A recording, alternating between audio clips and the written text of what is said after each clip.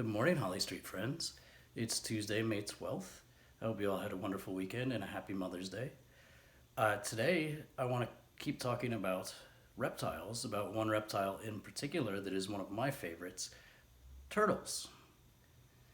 Did you know that there are more than 300 different kinds of turtles in the world? The largest turtle is the leatherback sea turtle, which can be as long as 6.5 feet. So if I was to lie down on the ground, it would be even longer than I am. And it can weigh up to 2,000 pounds, which is as much as an elephant. That's a huge turtle. The smallest one is a small tortoise that lives in South Africa. And when it is fully grown, it is only about 3 inches long. So that's about the size of the rim of this coffee cup, and it weighs less than 1 pound. It's one really big turtle and one very small one. Now you'll notice that I said turtle and tortoise. The main difference in a turtle and a tortoise is that we call turtles turtles when they live in or near water. Tortoises are ones that live exclusively on land, but they're all turtles. Tortoise is just a special kind of turtle that only lives on land. So today we are going to make what looks like a box turtle, which is one of the more common kinds of turtles that we find in Tennessee. The main feature of a box turtle is that it has a high domed shell over its back. Now the shells on turtles are very interesting. The top part is called the carapace, so that's the part that goes over its back. And that's made up of bones that in other animals would make the spine and the rib cage. And over time, they've changed and they've become so that they can flatten out and join and make a shell. So if you look at the inside of a turtle shell, if you ever find one in the woods, you can see the spine running along the back of the shell. And you can see how the ribs flatten out to make the shell. Now on top of the shell are what are called scutes. And scutes are special, thicker kinds of scales that have developed on top of the bony shell in order to give a little bit more protection. So we are going to use a paper bowl and just some paper and some paint to make ourselves a nice, beautiful little box turtle today. Okay, let's go.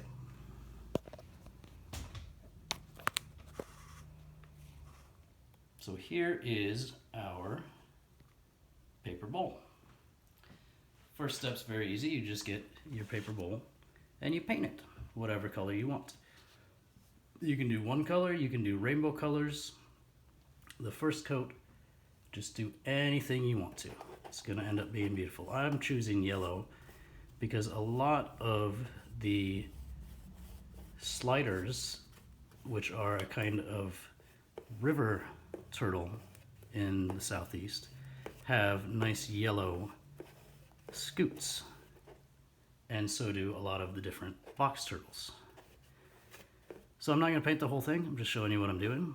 You can do a rainbow. I think a rainbow on this part might look really neat because of what we're going to end up doing next. Anything you want to do, any color you want to do, but you may want to use a lighter color for this first step. So I'm going to put this one away and bring back one that is already dried. Nice and yellow, already dried.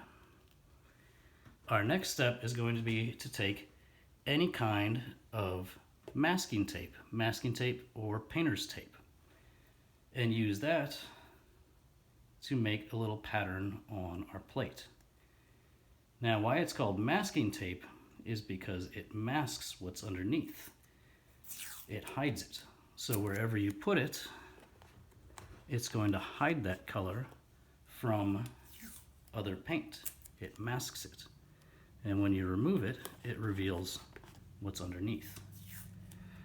So again, I'm just going to do a few here. Any pattern you want, however you want to do it. Nice small pieces, big pieces, whatever you want to do. This is going to make the scoots after we paint over it.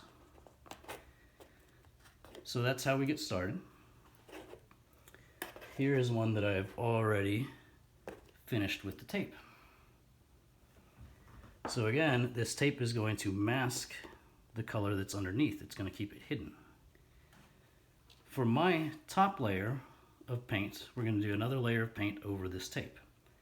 I want to use blue because I think it's going to make nice dark lines between the scoots, but you could use red or green or any other color that you want.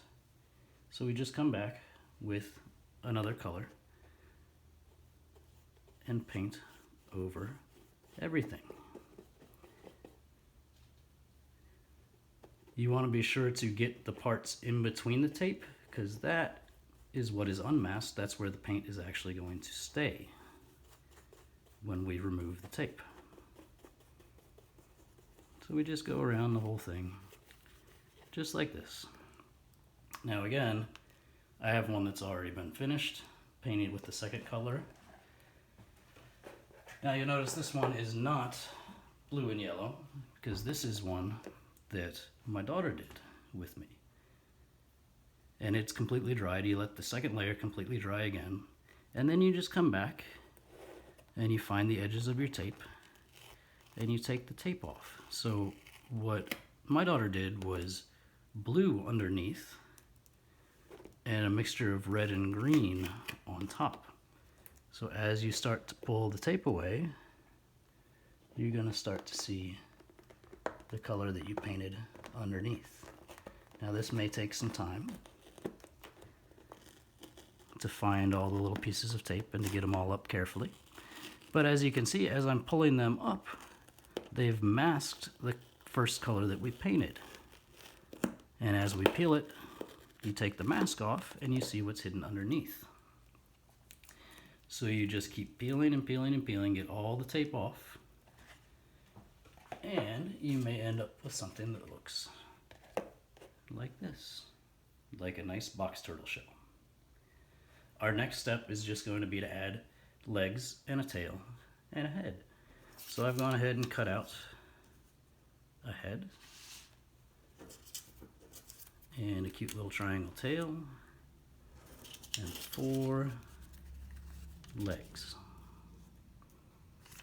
And to attach those, you just need to take your glue stick or white glue, whatever kind you want. Get some glue on the paper and just stick it to the bottom of the bowl. Just like that. Let's do some legs next. So we're going to do 2 legs on the left and 2 legs on the right. There's 1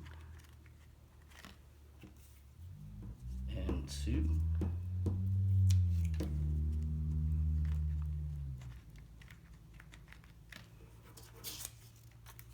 One more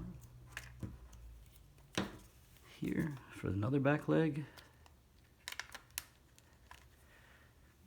And another front leg. Oops.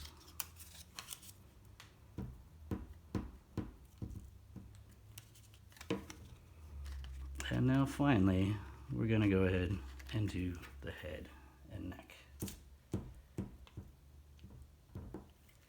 That got folded over a little bit, but I think it's going to be okay. Once we glue those down, we turn it over and we look at our cute little box turtle. I hope you'll have fun doing this.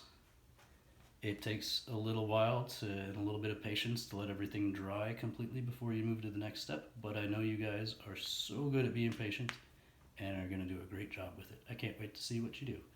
Have a great day. Bye.